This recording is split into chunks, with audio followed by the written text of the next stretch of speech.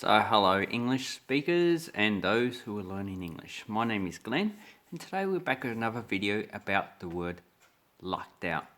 So in Australia, we do sometimes actually use this word, although it is not as common as another word to be unlucky.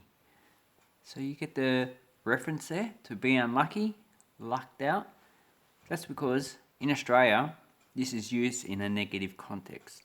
Now, I've been just reading a bit about this, and in the United States, they use lucked out in the opposite expression that we use in Australia. So to luck out in America means it's a positive thing. So there was one, like you get something that you're lucky to get.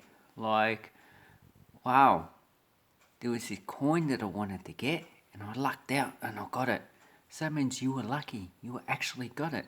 But in Australia, we'd use it in another context. So we would say, oh, I wanted that coin, but I lucked out. So I missed it. Now I'm going to search somewhere else and get the coin somewhere else. Yeah, coin collecting is actually a thing.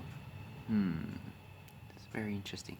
So to be lucked out in Australia means you missed out. You're unlucky.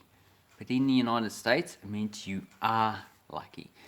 Now, this is a difference in the use of that expression in the North American English and the Australian, also the British English. They use lucked out in a negative sense as well.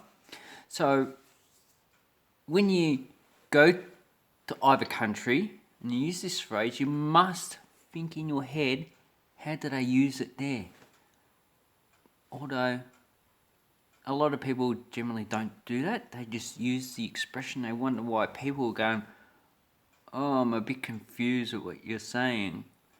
So that's right. The Australian Defence Forces have been told not to use Australian slang with American soldiers because of this difference in the use of slang and expressions that might have a different meaning.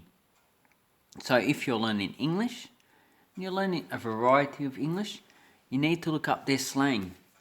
So if you're learning American English, don't look up British and Australian slang. It's going to be totally useless. Look up slang of the United States, preferably the slang of the area that you're actually going to. Because even around Australia, slang terms are changed depending on where you are going. And this is a standard thing with English. So, two other examples, I'll use one, the word meat. So in Old English, meat actually was used in reference to any type of food. So it could be animal, could be plant, could be fungi. So any solid type of food. And it slowly changed over time to mean the meat of an animal, so the muscle and the skin. So that's what we use meat now in that context. Meat is like a dead animal that you're actually going to eat. So you're going to roast the meat, you're going to eat it. But if you use that 1,000 years ago in Old English, I'm going to roast the meat. Of course, I'll be speaking Old English, which is totally unintelligible to modern English.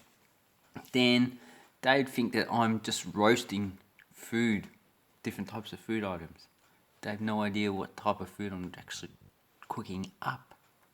So that is the changes that happen in English. And it is very interesting. It doesn't only happen in English, it happens in Cantonese. All languages change.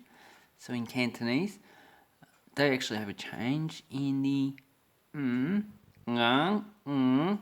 that type of NG word, which is changed into an M, or it's totally been dropped out. So the number 5 went from to and the word for me, ngõ, changed to or. So that is where it's been dropped. So language change is awesome. And it not only changes over hundreds of years, it can change with.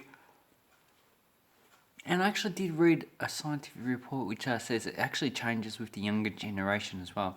So they use new slang to lucked out. So the old people will not understand what to lucked out is, to luck out. So lucked out would be the past tense of to luck out. And the older generation will probably need to be taught what it actually means.